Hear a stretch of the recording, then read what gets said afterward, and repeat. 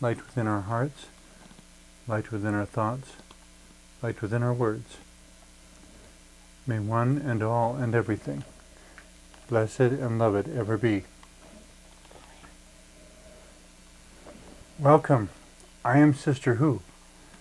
With me today on the show, I have my friend Xenia Grant, and the subject we wanted to scratch the surface on today is autism and ethics.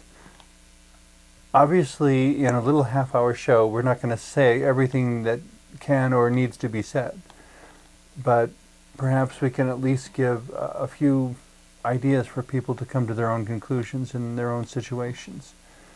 One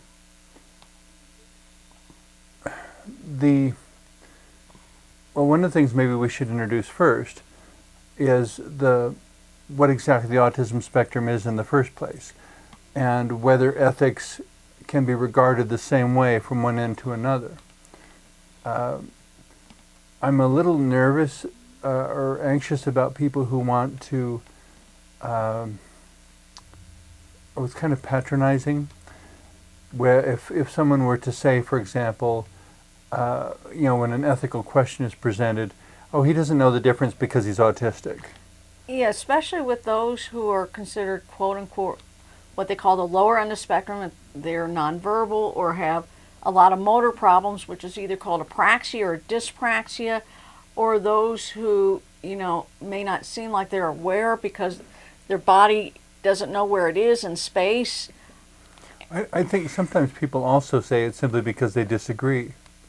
That's a possibility too. Or they find it embarrassing that their autistic child, friend, spouse, whatever, is being a little too blunt. Yeah. Autistic people are frequently known to be very blunt and very honest about things in ways that don't respect the social conventions of those embarrassing things that we're not supposed to discuss in public. That happens quite frequently, or, a lot more often, especially with people, especially if you're an adult on the spectrum and, certain, things that people don't want to talk about, and we just sort of blurt it out. Or we're very honest. Or we get excited over something, and, it's okay if a 5-year-old kid gets excited, but you see someone that's 55 and they're excited, it may create... Well, or if you're over, 70, then you get what's called a shooting license. Okay. I think it was in the novel All Quiet on the Western Front where they explain the term a shooting license. Essentially, it was in the infirmary, if I remember right. There was some guy who had a head injury, and so they just said, oh, he's crazy. And because he was considered crazy, anything he did was tolerated as, oh, he's just expressing his craziness. And so he essentially had a license to do anything, shoot at anybody, whatever. There were no limits. Mm-hmm. It was just, oh, it's just because of his condition. As obnoxious as that is, it could also be very liberating because you'll have freedom that other people don't have. Oh, absolutely. And another thing is that when talking about autism and ethics, when you view other people because of their differences as less than human, what happens is that when you disregard the humanity of a person, we end up being more and more like the Nazis. Who are in what the extreme. Sense? Well, if you're different, sometimes people are tolerated, but sometimes in some societies they just want to kill you off. Okay, send you to Dachau. Thankfully, Dachau is now only a tourist attraction and not a functioning camp anymore. Yeah, but other societies, like in North Korea... Yeah, well, something closer to home, I guess, not related to autism necessarily, but in the early part of the 20th century, when the whole, I don't know whether you call it a practice or phenomena, lobotomy. Oh, yes. Basically anyone who was difficult to deal with that had any emotional incident whatsoever, the solution in certain areas for quite a number of years was, well, just give them a lobotomy. Oh, absolutely. Or institutionalizing people because they're different. They have Down syndrome or what have you. Because, humans have this funny tendency that they don't really want diversity. Yet, diversity comes out in different ways. They want different breeds of dogs, different kinds of foods, different experiences. Some people hate eating leftovers twice, 2 days in a row. It's, on one hand, there are voices that advocate diversity, but at the same time, when they get diversity, suddenly it changes everything in their life and they're uncomfortable with that. Yeah, yeah. What I find the problematic in that is their stagnation and their rigidity. To some extent, I can understand people looking at autistics and saying that we're too rigid, that we have to always do things the same way in order to feel secure and so forth. And I think there's a certain amount of truth to that, but I think if it's explained and if we understand what's going on, we can make changes on, spin on a dime. It depends on the person, and it depends on how their body works. I mean, those who don't have the sensory issues as much or the motor issues as much, it may be a little easier. I mean, you have to account for a lot of things. Sometimes the world is just simply uncomfortable for someone on the spectrum because it's too noisy, it's too itchy, their body is discombobulated. I mean, they don't know where they are in space. They see things in sections rather than in wholes. It really... Well, granting all of that, it still seems to me that if you give an autistic person a thorough and reasonable explanation, that in many cases they'll simply go, oh, okay, then we'll do it that way. Yeah. And it doesn't become a long, drawn-out struggle of, like someone trying to quit smoking, where day after day, week after week, they have to keep fighting the urge. For the autistic person, if they have the explanation, if they understand the new dynamic, if they understand the new pattern, it just becomes kind of like oh, fine, away we go. I mean, that's my perception. That can be. I mean, but we're human like everybody else, and we do certain things, and after a while, it habituates. I mean, it depends. I do know that when it comes to ethics and all that whatsoever you do to at least my brethren, you do unto me. I'm a big believer in that, and that it is imperative that we treat each other with kindness and thoughtfulness, because you never know what someone else goes through. Yeah, and it's quite probable that everyone you meet is fighting some sort of struggle. What they call the golden rule, the basic relationship you just described, if memory serves me correctly, there is some corollary to that in every single religion and belief system around the world. I think there is. I know, I can say for certain within Judaism, Christianity, Islam, and Buddhism, definitely. Yeah. And Taoism, definitely. Well, I mean, they're all different versions of garbage in, garbage out. What you give, you get. However you want to put it. So it's a fairly universal principle. Yeah, oh, absolutely. And people, in the end, want to be treated decently with kindness and respect and honor. And the thing that makes it interesting in terms of autism is that we seem to take these instructions rather literally. Oh, yeah. And we hang on to them, and they become guiding principles of our lives. I'm generalizing here. Oh. So this is at least my experience, but I seem to observe it in others as well. What becomes the real problem for us in terms of ethics is the preachers who preach the ethics aren't doing the ethics.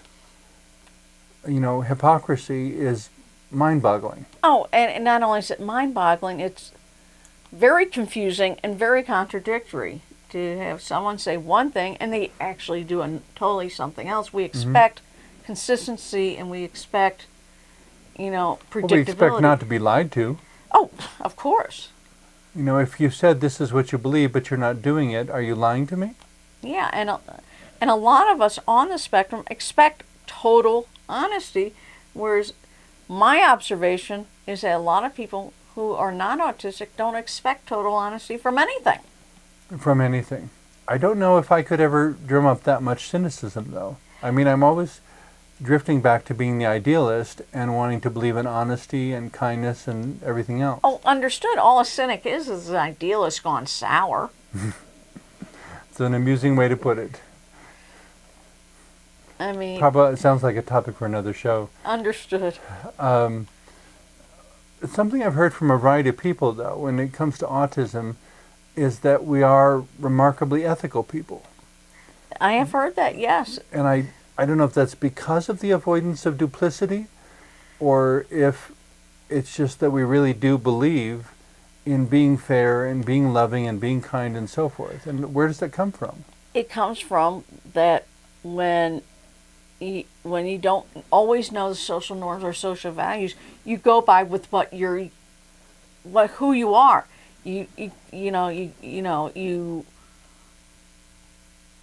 totally unvarnished in a way, totally Okay. innocent, totally A clean blank page waiting for the author to begin.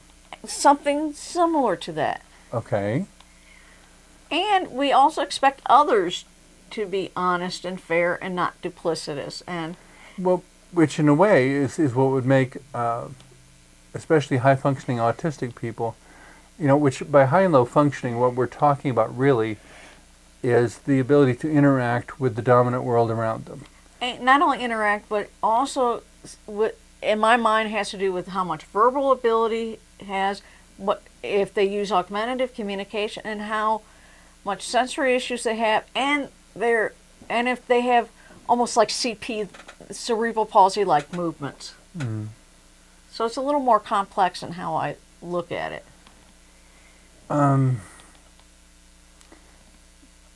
I guess what I'm noticing, which I'm not sure if I'm saying the same thing or not,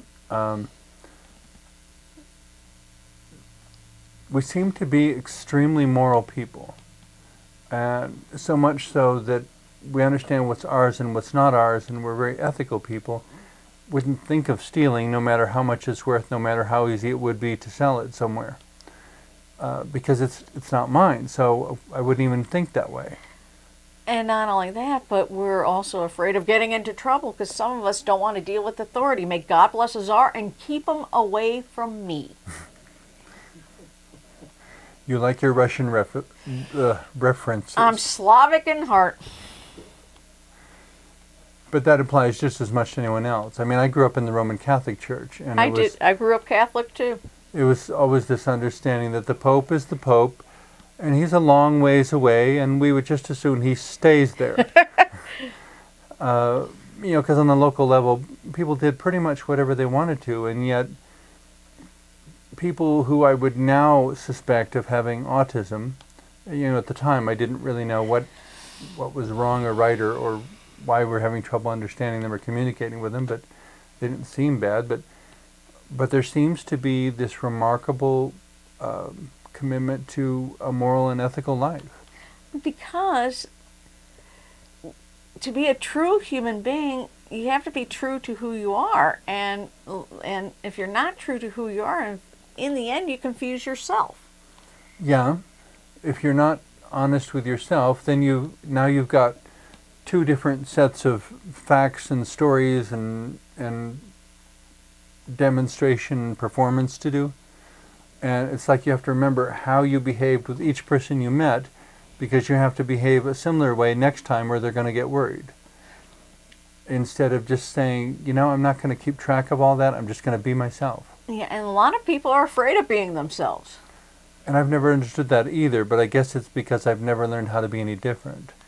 And I see it as a lot of people, want to be something that they're not because they're not taught how to appreciate themselves, and there's so many other factors that go into it. I mean, it depends on the person, depends on the situation, depends on what class they're from, depends on what ethnic group they're from. There's so many factors.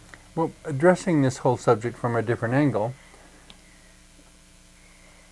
what is the ethical responsibility or ethical allowances or ethical nature, I guess, of someone patronizing or forcibly guiding a person with autism, essentially removing their self-agency, taking their choices away from them and just saying, I know what's best for you. Oh, that happens a lot, especially with those who are so-called lower functioning or use augmentative communication devices. That happens all the time, and they want to be treated with dignity. They have said, and I've, either through talking with them or reading their writings, they said, we want to be treated with dignity, with honor, like everybody else. In other words, to put it bluntly, don't patronize me, treat me respectfully. I would phrase it in terms of don't give me a gilded cage. Yeah. Let me be free to be my own person. Yeah. Yeah. And of course, some of the caretakers at that point might respond, but you don't have the ability to be your own independent person. But how would they know that? I mean, maybe they've never given them a chance. Maybe when they, give them the benefit of the doubt. Maybe they gave them a chance to be their own agents, to act with self-agency, make their own choices, and lo and behold, they made some bad choices. Well, that means you can't handle it. We're going to take that ability away again. Well, and not only that, but you have in the autism world a behaviorist model where you almost have to prove that you're human. That you have to prove this. Well, what makes it all more difficult is they haven't told you what the criteria is. Or if they have told that you're a human if you have. Yeah, whatever. or they told you the criteria, but it's impossible to do it all the time. I'm reminded of the movie Bicentennial Man, starring Robin Williams. I read the story. I read the story by Isaac Asimov. The robot who spends 200 years becoming fully human. Mm-hmm. And I thought it was an interesting comment, and I don't know whether I agree or disagree at this point, but I thought it was an interesting comment that the point at which the world's government is willing to recognize him as a human is when he embraces growing old and dying. Fascinating. That's what they decided ultimately made him fully human. I haven't read the story. The reason why I'm not basing it on the movie is that the movies always change the books. Frequently they do. And I haven't read the book, but I did find the movie much better than I expected it to be. No, but I've read the original story by Isaac Asimov, and haven't read it in about 25 years. But well, and of course in the movie, Robin Williams brings a certain comedic genius to the whole story too. I thought it was Will Smith that was the Bicentennial Man. Oh. No, Robin Williams was Bicentennial Man. This is totally beside the point. Will Smith, if I remember right, was in I, Robot. Okay. And I, Robot is also from Isaac Asimov. So Isaac Asimov wrote both of them. Yes. And I read both. The reason I find that fascinating is because Bicentennial Man is the only futuristic story I've ever found that didn't presume a horrible apocalypse for humanity in the early part of the 21st century. And since I haven't read the story in over 25 years, I'm not going to, I can't comment on it. Yeah. But back to ethics, one of the things we need to, when we talk about autism and ethics, is how do the professionals deal with those on the spectrum, and are they doing as a Hippocratic Oath says, no harm? I don't know how many people in general are aware of that anymore. Well, it is a very ancient oath, pre-Christian actually, and it says, do no harm, and it also, Well, Hippocrates was from ancient Greece. Yeah. So, that's how old the oath is. And the oath is thousands of years old. Yeah. And when I read about professionals who are doing harm to those who they serve, it troubles me because it happens too much. It happens too often, and the history of autism is full of the blood and skeletons of those who've been mistreated. That's certainly a sobering point that needs to be considered. It has to be considered because it's still happening today in the year 2014. Going back to the parallels between Bicentennial Man and autism, though, I thought it was fascinating in that in Bicentennial Man, this is a robot purchased by an extremely ethical family.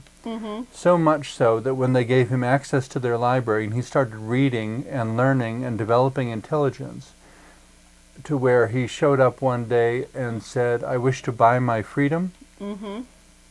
And so then he has this kind of thought-provoking conversation with the man of the house over whether he is property or whether he is a slave or what is he. Mm-hmm. And when he has presented the facts of the case, the man has to basically sigh and shrugs his shoulders and just says, "You are free to do whatever you want." Mm-hmm. And it just immediately gives him his freedom rather than argue about it, because he feels committed and responsible to his own ethics.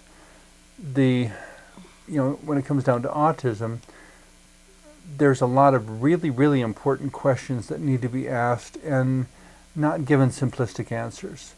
When you have someone who is autistic who may be non-communicative, but it's not verifiable at the present time whether there isn't a phenomenally brilliant brain in there. And That as soon as we establish a way to communicate, we'll find out with whom we're actually dealing. And a lot of times there is a brilliant mind in that body that does not follow what the mind wants it to do. The mind wants to do something and the body just won't do it. Absolutely. And I've read, several. Which to me is a lot like The Elephant Man, bridging to another piece of literature. Yeah. And I've seen the play a couple years ago. A man whose body is becoming deformed, Mm-hmm. and somewhere inside of all that has this brilliant mind that nobody was even looking for. Well, because a lot of times humans base things on the surface instead of digging deeper. But you will never know how intelligent an autistic is if you base it purely on superficial appearances. I mean, because, to quote from a Star Wars movie, when they were going to Alderaan, Obi-Wan Kenobi puts a helmet on Luke Skywalker and then, blinds him with the visor. And he says, "I can't see what I'm doing." And Obi-Wan Kenobi says, "Don't trust your eyes. Don't trust what you see." Meaning, don't trust the surface of things. Because if you respond to what you see, you may miss the real point. And that's exactly what Obi-Wan Kenobi was saying. When you can interact from a deeper place, it protects you in a greater way from deception. And exactly. Which, in a way, would make me wonder if autistics, therefore, would be less gullible. But I seem to find the opposite more often the case, that we're too trusting. And the reason why we're too trusting is that because we don't expect duplicity because we live in a fallen state, the world is duplicitous. Essentially, we don't expect anyone to lie to us. And we get lied to all the time. I mean, I got my degree in political science, and so I expect some form of duplicity just because of what I've studied. I mean, trust is earned, not given away. Trust but verify, said Reagan when it came to negotiating with the Soviets. Trust but verify. If only he had applied that to his own administration of the United States. Yeah, that's a political question for an entirely different discussion, but yes, absolutely. Yeah, well, the one that obviously stands out in my mind is the first 8 years of the AIDS epidemic were not even recognized from the White House. I was thinking of Iran-Contra. Probably lots of examples, but it was just outrageous to me that for 8 years, literally hundreds of thousands of Americans were dying, and the President of the United States wouldn't even recognize that it was happening. I understood. But people... The question, coming back to our ethical discussion here, would people feel similarly passionate about the lies and the manipulations foisted upon autistic people? A lot of us on the autism spectrum object to any form of falsity whatsoever. I know I do. I mean, I don't have ability to make it stop, but I do object to it. No, I object to it too. But it happens all the time, and it's hard, But just because something is common doesn't mean it's right. No, absolutely. If we get into resigning ourselves to its existence instead of continuing, even if you're leaning against a wall, at least you're still leaning. If you don't lean against the wall, it's kind of that thing, if you can't beat them, join them. Yeah. apply that to living in Germany in 1933 and beware of the implications. I mean, can't beat them, so we might as well join them. Well, that enabled some absolute atrocities. I mean, Gandhi, Mohandas Gandhi said, you know, the worst thing for good people to do is to do nothing in front of evil, in the face of evil. If I could correct the quote. Thank you. All that is necessary for the triumph of evil is for good to do nothing. That's exactly what I was trying to say. Thank you for correcting me. It's an important lesson to keep in mind. In terms of autism and ethics, I'm very thankful we're learning a lot more about autism. And I'm very thankful. We have to stay ethical. We have to stay ethical, and I'm very thankful for more and more first-person points of view, because I find that most precious, because that's where it starts from anyway.